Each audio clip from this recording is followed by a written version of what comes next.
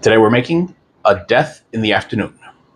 Welcome back, friends. We are continuing down, or I should say barreling at this point, down our champagne cocktail adventure. We've made the Cur Royale after some technical difficulties, the champagne cocktail, we did the French 75, all of which have been big hits so far. This is the only one that I've actually had prior to today. And actually, this is one that I enjoy, so I'm kind of surprised that this is a rare one. I've never seen this on a bar menu. I've never seen it out in the wild. So the Death in the Afternoon actually was invented by Ernest Hemingway. This is actually the second Ernest Hemingway cocktail that we've covered, or I should say, yeah, this is the second one. Ernest Hemingway created, I guess. The first one was the Hemingway Daiquiri. But again, this one specifically was invented by him. He suggested that you would drink 3 to 5 of these slowly. I've drank the one time I made these back during the pandemic. I had 2 of them and I couldn't feel my face. So maybe that's why they're not served in public.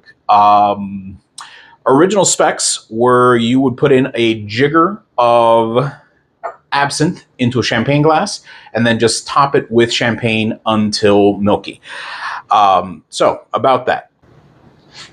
Lausching is the name for the spontaneous emulsification of high-proof alcohols when they come in contact with water. It's also known as the ouzo effect.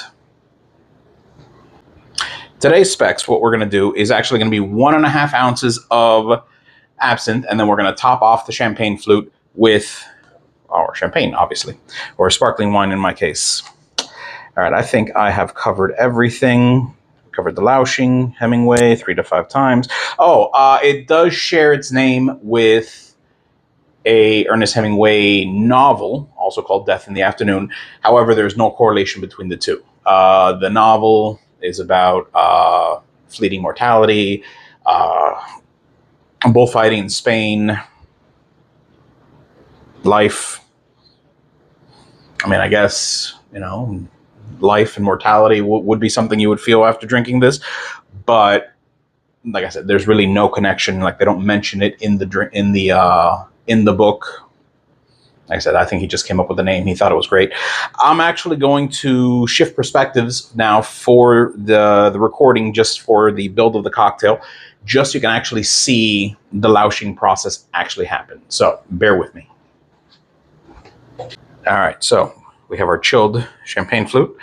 I'm going to start off by adding 1.5 ounces of absinthe. Today we're using Absinthe. We actually use this for the Sazeracs we did a while back on the old-fashioned chapter, and that was actually really, really, really good. All right, so here we go. All right, that's 1 ounce. That's going to be a 1/2 ounce.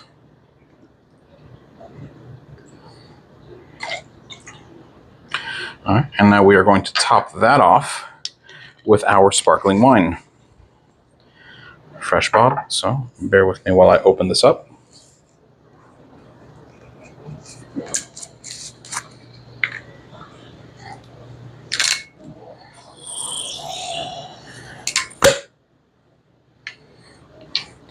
All right, and we're going to slowly pour this in.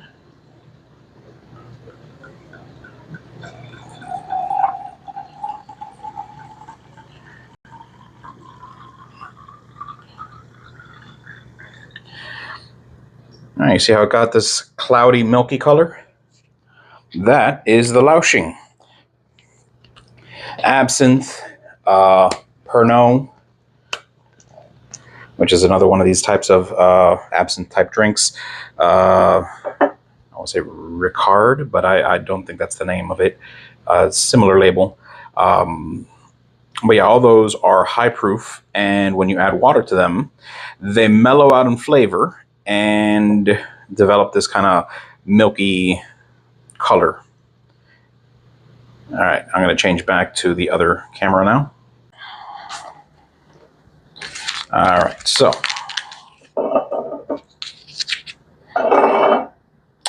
All right, so you guys saw instantly changed in color. You got very strong absinthe, that licorice anise flavor right off the scent, the bouquet.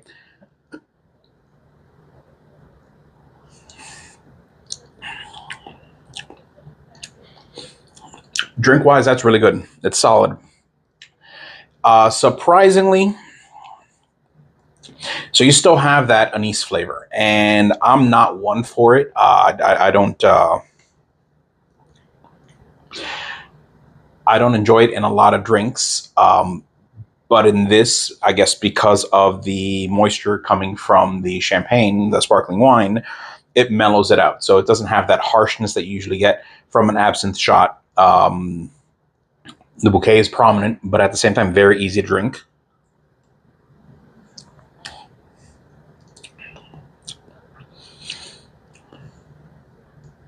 My only complaint with this one cocktail is I think I should have had the absinthe chilling as well.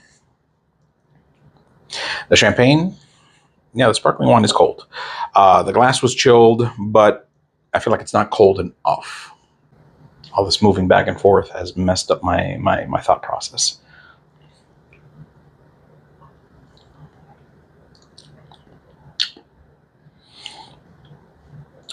So, of all the champagne cocktails I've made on the channel so far, I feel like this is the least universal. I feel like every other one I've had so far has had something about it that is like, okay, I can see why this is such a popular drink. Why, the champagne cocktail, like I said, when I made the champagne cocktail, I was like, okay, I can have this for a party, ready to go, literally just batched, ready to go, and all I got to do is add the champagne to it, and I would serve that proudly at a party. The French 75 was one where I had never had it in public. When I made it now, I was like, okay, this is amazing.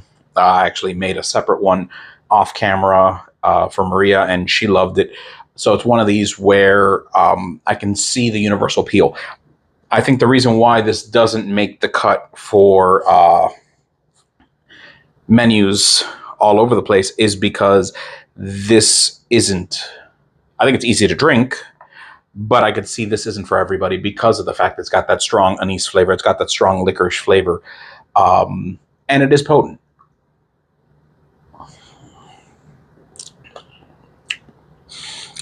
Either way, guys, I'm going to finish this off. You know what it tastes like?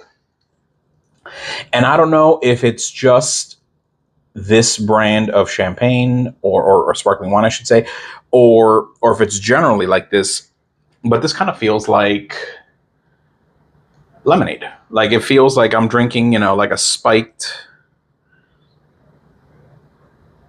obviously it doesn't taste like lemonade. It's not like the French 75 that I was like, okay, I was drinking a sparkling lemonade. No, this tastes like artificial lemonade with like an anise flavor. It's weird. In a good way. I'm enjoying it though. All right, guys, I'm going to finish this off camera. I hope you're enjoying the content. Like and subscribe. Comment down below any thoughts on the Death in the Afternoon or any of the champagne cocktails we've been making. And cheers. See you soon.